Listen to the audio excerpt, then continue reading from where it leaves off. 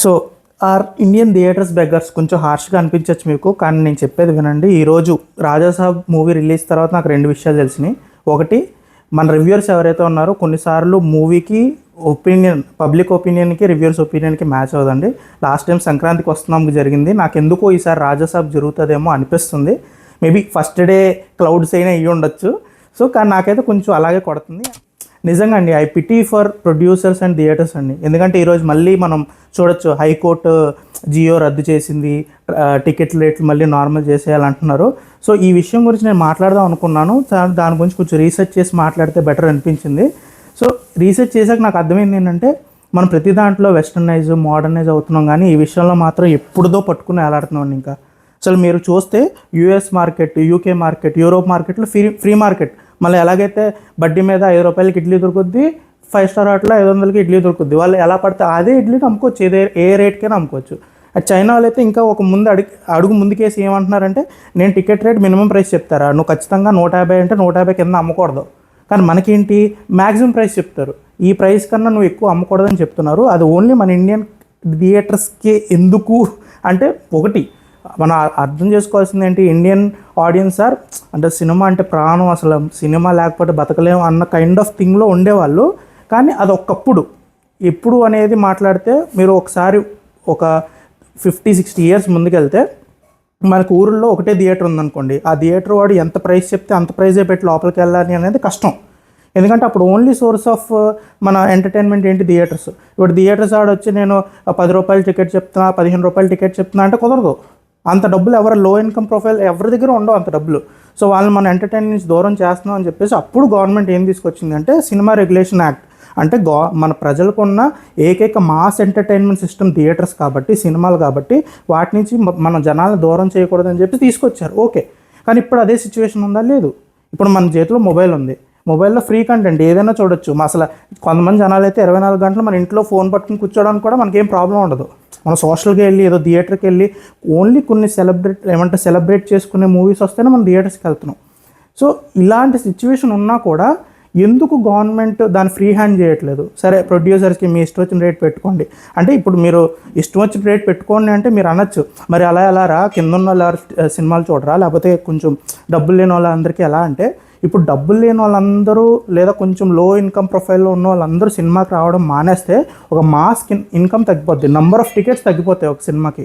అది తెలుసు కాబట్టి ప్రొడ్యూసర్స్ అంత రెక్లెస్గా రేట్స్ పెడతారని అయితే నేను అనుకోను. కానీ ఒకవేళ అలా జరిగినా వాళ్ళు పడి తెలుసుకుంటారు. సో అది వాళ్ళకి వదలాలి. కానీ ఇప్పుడు మనం మాట్లాడుకోవాల్సింది ఏంటంటే, గవర్నమెంట్ ఇంకెందుకు అంత పట్టుకుని ఉంది అంటే, దీంట్లో మనకి గవర్నమెంట్ నుంచి 2 ఉంటాయండి. ఒకటి డైరెక్ట్ ఇన్కమ్ ఉంటుంది, ఒకటి ఇండైరెక్ట్ ఇన్కమ్ ఉంటుంది. డైరెక్ట్ ఇన్కమ్ మనందరికీ తెలుసు, సినిమా టికెట్, దాని ప్రైసు, జిఎస్టీ కడుతుంది. సో జిఎస్టీ 18%, 100 రూపీస్ కన్నా ఎక్కువ టికెట్ రేట్ ఉంటే 18% ట్యాక్స్ పోతుంది. తర్వాత మళ్ళీ లోకల్ ఎంటర్టైన్మెంట్ ట్యాక్స్ అని చెప్పి స్టేట్ వైజ్ వాళ్ళు 0 నుంచి 15% వరకు ఎంతైనా పెట్టుకోవచ్చు. సో ఆ లోకల్ ఎంటర్టైన్మెంట్ బాడీ ట్యాక్స్ మళ్ళీ అది సపరేట్. మళ్ళీ షో ట్యాక్స్ అంటారు, అంటే ఒక షో వేసుకున్నందుకు థియేటర్ ఇంత అని చెప్పేసి మళ్ళీ గవర్నమెంట్ కడుతుంది. దాంతోపాటు బిల్డింగ్ అండ్ లీజింగ్ అనమాట. అంటే ఇప్పుడు థియేటర్ అనేది ఒక బిల్డింగ్ కదా, దానికి సేఫ్టీ ఉందా, తర్వాత దాన్ని అన్ని ప్రాపర్ మెట్రిక్స్ అన్ని ఫాలో అవుతుందా, తర్వాత పోలీసులు ఎప్పుడైనా బందోబస్తు కావాలంటే పోలీసుల ఫండ్, సో ఇవన్నీ మెయింటైన్ చేసుకోవాలి. ఇవన్నీ కాస్ట్ అంతా గవర్నమెంట్కి వెళ్తుంది. సో ఒకవేళ మనం ఈ రెగ్యులేషన్స్ అన్నీ తీసేసి గవర్నమెంట్స్, మీరు కూడా ఒక రెస్టారెంట్ లాగా లేకపోతే ఒక బట్టల షాప్ లాగా మీ ఇష్టం అండి, లోపల అమ్ముకునేది మీ రేటుకి అమ్ముకోండి అని చెప్పేసి వదిలేస్తే, దీంట్లో సగం జిఎస్టీ అలాగో కట్టాలి, కానీ మిగతా అన్నీ పోతాయి. సో అది వదులుకోవాలనుకోదు ఎప్పుడు గవర్నమెంట్. సో అది వదులుకోకపోగా మెయిన్ రీజన్ వచ్చి డైరెక్ట్ ట్యాక్సెస్, డైరెక్ట్ ఇన్కమ్ అనుకుంటారేమో, కానీ అసలు డైరెక్ట్ ఇన్కమ్ కన్నా బిగ్గెస్ట్ రీజన్ వచ్చేసి ఇండైరెక్ట్ ఇన్కమ్ అండి. ఇండైరెక్ట్ ఇన్కమ్ ఏంటంటే, ఇప్పుడు మన జనాలు ఉన్నాం, ఫస్ట్ రీజనే టికెట్ రేట్ సడన్గా 1000 రూపీస్ పెట్టారు. ఇప్పుడు ఎవరో నాలాంటి వాడు అన్నాడు, 1000 రూపీస్ అయితే నేను చూడలేను రా, అసలు మాలాంటి వాళ్ళ కోసం సినిమా థియేటర్స్ లేవా, నేను వెళ్ళి సినిమా చూడాలంటే ఎలాగా అని చెప్పేసి నేను ఎప్పుడైతే అలా అనుకుంటానో వెంటనే ఎవరి మీద కోపం వెళ్తుంది, గవర్నమెంట్కి వెళ్తుంది. సో ఎప్పుడైతే మన మూవీని చాలా సెలబ్రేట్ చేసేసి దాన్ని జనాల్లో బేసిక్ నీడ్గా తీసుకెళ్ళిపోయామో, గవర్నమెంట్ కూడా ఎలా ఉందంటే, నేను 150-200 టికెట్ రేట్ అలాగే ఉంచితే జనాలందరూ మనకి అందుబాటులో ఉంచాడు, ప్రొడ్యూసర్స్ అందరు వెళ్ళి గోలు పెట్టేసిన రేట్లు పెంచకుండా మన కోసమే ఆలోచించాడు అన్న కైండ్ ఆఫ్ ఒక సింపతి మన గవర్నమెంట్కి మీద కలుగుతుంది అన్న పాయింట్లో ఇంకా ఆ రేట్స్ని అలా ఆపడానికి వాళ్ళ చేతిలో పెట్టుకోవడానికి ఉంచుకుంటున్నారు. అదొక పొలిటికల్ మూవ్. సో అలా ఉంచుకుంటున్నారు. రెండు, గవర్నమెంట్ ఏదైనా జియో తీసుకురావాలంటే ప్రొడ్యూసర్ అందరూ వెళ్ళి ఇప్పుడు ఏం చేయాలి, థియేటర్స్ అందరూ వెళ్ళి ఏం చేయాలి, అమ్మ ప్లీజ్ అమ్మ మాకు ఇవ్వండి అమ్మ అని చెప్పేసి అసలు ఇన్ని కోట్లు డబ్బులు పెట్టి ఒక కైండ్ ఆఫ్ మూవీ తీసి ఆ మూవీని ప్రమోషన్ చేసుకోవాలి, ఆ మూవీ హిట్ అయ్యేలా చూసుకోవాలి, ఆ మూవీకి వచ్చే ఏమంటారు అయిన ఖర్చుకి ఇంట్రెస్ట్ కట్టుకుంటూ ఉండాలి, తర్వాత మళ్ళీ ఒక ప్రాపర్ డేట్ చూసుకొని రిలీజ్ చేయాలి. ఇన్ని టెన్షన్స్లో లాస్ట్లో ఏమవుతుంది, ప్రతిసారి గవర్నమెంట్ జియో అనేది ఒకటి అడ్డ వస్తుంది. గవర్నమెంట్ దగ్గరికి వెళ్ళి మేము రేట్లు పెంచుకోవాలి. సో ఇప్పుడు రేట్లు పెంచుకోవాలా వద్దా అనేది డిసిషన్ అనేది ఒకటి ఫిక్స్ చేసేయండి. ఇప్పుడు రాజమౌళి లాంటి వాళ్ళు ఉన్నారు, ఇంకా ఆయన సినిమాలు తీయడం మానేస్తారు. లేదా ఇప్పుడు సుకుమారో లేకపోతే ఎవరో ఉన్నారు, ఇంకా ఇండియాలో సినిమాలు తీయడం మానేస్తారు మెల్లిగా. మనకి ఎందుకు, మనం ఇప్పుడు 1000 కోట్లు 2000 కోట్లు ఖర్చు పెట్టినా మన టికెట్ ప్రైస్ 150 100 ఉంటుంది కాబట్టి మనం వేరే దేశానికి వెళ్ళి సినిమాలు తీసుకుంటామని చెప్పి వాళ్ళకు క్లారిటీ వస్తుంది. మీరు క్లారిటీ ఇవ్వకుండా మాకు అది కావాలి, మాకు ఏమంటారు కర్ర ఎరగకూడదు పాము చావకూడదు అన్నట్టు మీరు అది. సో ఇది ఇండైరెక్ట్ రెవెన్యూలో ఒకటి జనాలు పొలిటికల్గా ఎలైన్ అయి ఉంటారు మన గవర్నమెంట్తో అనేది ఒకటి. ఇంకోటి సెలబ్రిటీస్ అందరూ మన దగ్గరికి వచ్చి అడుగుతారు ప్రతిదానికి. సో అలా వచ్చి అడిగినప్పుడు మనం ఏం చేయొచ్చు, సార్ రండి సార్ మాకు కొంచెం డ్రగ్ క్యాంపెయినింగ్కి వచ్చి మాకు కొంచెం చేసి పెట్టండి, లేదంటే మాకు వచ్చి కొంచెం ఏదైనా క్యాంపెయినింగ్ ఫండ్ రైజింగ్ ఈవెంట్ చేస్తున్నాం మీరు అందరూ వచ్చి చేసి. సో గవర్నమెంట్ దగ్గర ఆ పవర్ ఉంది. ఎప్పుడైతే వదిలేస్తుందో మొత్తం, ఎప్పుడైతే థియేటర్స్ ప్రొడ్యూసర్స్ మూవీ అంతా ఒక సపరేట్ ఎంటిటీ అయిపోతుందో గవర్నమెంట్కి ఆ చార్మ్ ఉన్న అసలు ఫేస్ వాల్యూ ఫేస్ కార్డ్. ఇప్పుడు మీరు సీఎం వచ్చినా ఎంతమంది వస్తారో తెలియదు, కానీ మెగాస్టారో రెబల్ స్టారో ఎవరైనా ఒకళ్ళు వచ్చారంటే దానికన్నా ఎక్కువ మంది వస్తారు. తెలంగాణ స్టేట్స్లో ఉన్న పొజిషన్ అలాంటిది. సో దాన్ని వదులుకోవాలనుకోవట్లేదు. దానివల్ల టికెట్ ప్రైస్ అనేది వాళ్ళు పెంచడానికి, లేకపోతే టికెట్ ప్రైస్ మీద ఏదైతే ఆ సినిమా రెగ్యులేషన్ యాక్ట్ ఏదైతే ఉందో దాన్ని ఎత్తేయడానికి ఒప్పుకోవట్లేదు. So that's the main reason.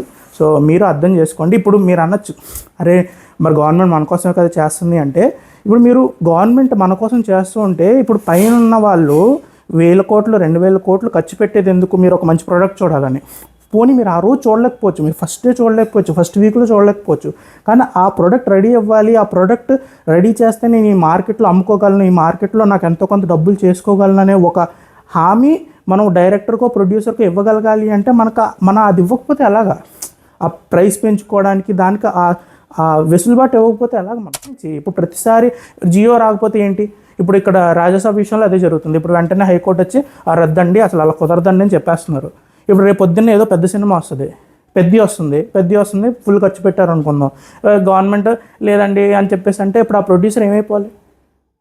ఇప్పుడు ఓకే, నేను అనేది అది గవర్నమెంట్ ఏదో టేక్ ఏ స్టాండ్ ఫర్మ్గా చెప్పండి, లేదు అసలు రూపాయి పెంచడానికి లేదు, టికెట్ 150, జియో లేవు, ఎవరు వచ్చినా మేము సెలబ్రిటీలు వచ్చినా వినం, అసలు ఎవరు వచ్చినా మమ్మల్ని అడగద్దు అని చెప్పేస్తే ఒక పీరియడ్ తర్వాత ఇంకా మెల్లిగా డైరెక్టర్స్ అందరూ వేరే స్టేట్స్ కానీ వేరే కంట్రీస్ కానీ షిఫ్ట్ అయిపోయి వాళ్ళ క్రాఫ్ట్ అక్కడ తీసుకుంటారు. వాళ్ళకు క్లారిటీ వస్తుంది.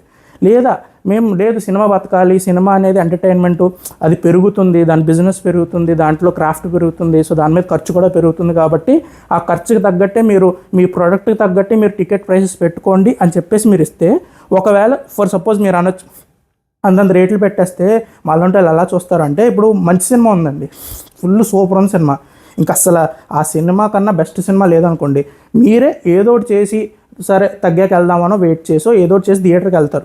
ఒకవేళ సినిమా అసలు బాగాలేదనుకోండి, 1000 రూపాయలు ఫస్ట్ రోజు టికెట్ పెట్టారు, వారం అంతా 1000 రూపాయలు ఉంచారు, ఒకడైనా థియేటర్కి వెళ్తాడా? ఆ థియేటర్కి ఎవరు వెళ్ళినప్పుడు ఈగలు తోలుకోవడం కన్నా ఏమనుకుంటాడు, 50% టికెట్ ఆఫ్, 75% టికెట్ ఆఫ్ అని చెప్పేసి టికెట్ ప్రైస్ తగ్గించడానికి ట్రై చేస్తారు. సో అప్పుడు మనకి వెంటనే తెలిసిపోద్ది. అప్పుడు రివ్యూర్స్ కూడా అవసరం ఉండదు, మనకు డైరెక్ట్గా ప్రొడ్యూసర్స్ థియేటర్సే చెప్తారు సినిమా బాగుందా బాగాలేదా అని చెప్పేసి. సో అప్పుడు వాళ్ళు చాలా స్ట్రాటజిక్గా సినిమా నిజంగా బాగుందా, నిజంగా అంత వర్త్ ఉందా, సినిమా ఇప్పుడు అంత ప్రైస్ అంత టికెట్ పెట్టి జనాలు చూడగలుగుతారా, మనం అంత ఖర్చు పెట్టచ్చా ఈ సబ్జెక్ట్ మీద అని చెప్పేసి వాళ్ళు ఆలోచించుకొని వాళ్ళు ఒక కాల్ తీసుకుంటారు. నేను చెప్పేది అదండి, ఇప్పుడు మీరు చూసే జియోలు ఇవన్నీ ఓన్లీ ఈగో గేమ్. మన కింద ఉండాలి ఇండస్ట్రీ, మన చెప్పు చేతుల్లో ఉండాలి.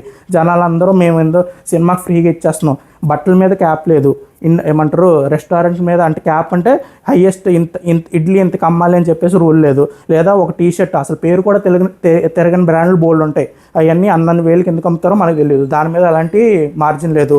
స్కూల్లో ఫీజుల మీద ఇన్ఫ్రాస్ట్రక్చర్ చూపించి ఏసీ క్లాస్ రూమ్ అయితే ఎంత, గ్రౌండ్ ఉంటే ఎంత అని చెప్పేసి వాళ్ళకి ఇష్టం వచ్చిన రేట్లు పెట్టుకుంటారు.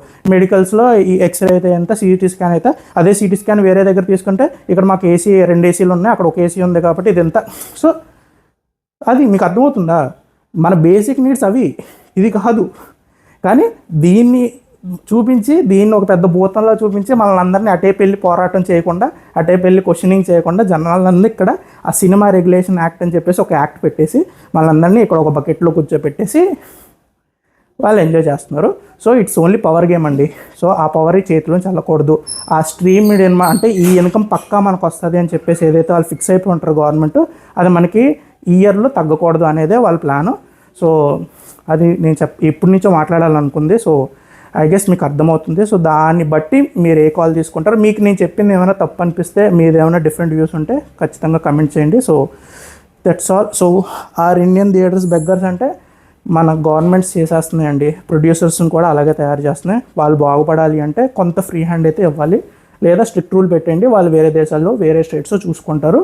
వాళ్ళు అక్కడికి వెళ్ళి వాళ్ళ ప్రౌడ్ ఆర్ట్ని అక్కడ ఎగ్జిబిట్ చేసుకుంటారు.